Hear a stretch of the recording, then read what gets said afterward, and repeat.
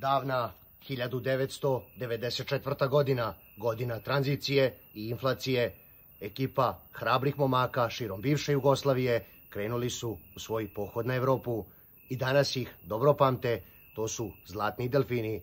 Ovo je priča o njima.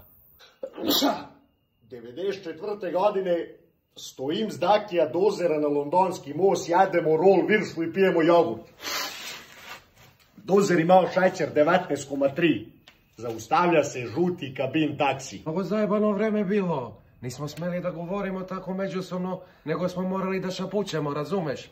I onda se desile neke mnogo čudne okolnosti. Mas da se znalo od Kotora do Cetinja ko je glavni, u svaki bar, u svaku kafanu svi nas poštovali, pa nismo ti mi neke sitne secike si lopovi, razumeš, da se prodamo za šaku eura. I staje taksi, otvara prozor, Jack Nicholson ladno. I nije baš išlo onako kako su zamišljali. Meni je Dozer pripričavao. To već su upoznali Jacka Nicholsona, čoveče. Čuki je bio strašan kavgadžija. On je voleo da se potuče pošteno na pesnice na ruke. Kaže, Šuki si ti, jok ti si jebem te usta. Gleda Dozer drhti, ne možda varuje. El treba prevoz, treba familiju. A Šuk je strašno volao pecanje, ja? I tamo na reku Temziju, oni su stalno bacali one karbonske štapove, 400 maraka jedan bio. Ozbiljno. Zabacim ja na blinker, na ček. To su bili štapovi 25 metra. To nije mogo da drži svako. Morao si da budeš jak ko zemlja. Shimano mašinice čini mi se kao bikovljeva muda. Priča iz 93. godine, kada je njega Šuki udario, on je strašan bokserski udarac imao, posle je podigao žardinjeru, onu betonsku. A možda laže, možda izmislio. Op, jednom rukom na njega, ubio ga je, sravnio ga je, posle mu je George Clooney dugovo neke pare, ne znam tačno ja to kako je bilo. Vidim ja, sprema nam se igranka, zakačilo nešto, pogledam ja, glava krupna, reko Dozer, vataj za kukove, pomaži. Gledam iz daljeka, ne mogu da verujem za svoje oči.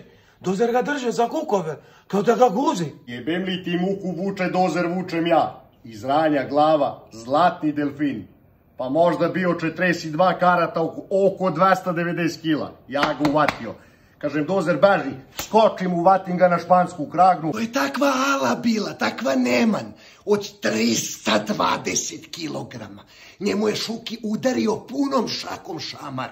Ja znam da je on 2 nedelje proveo na intenzivnoj nezi u londonskoj bolnici.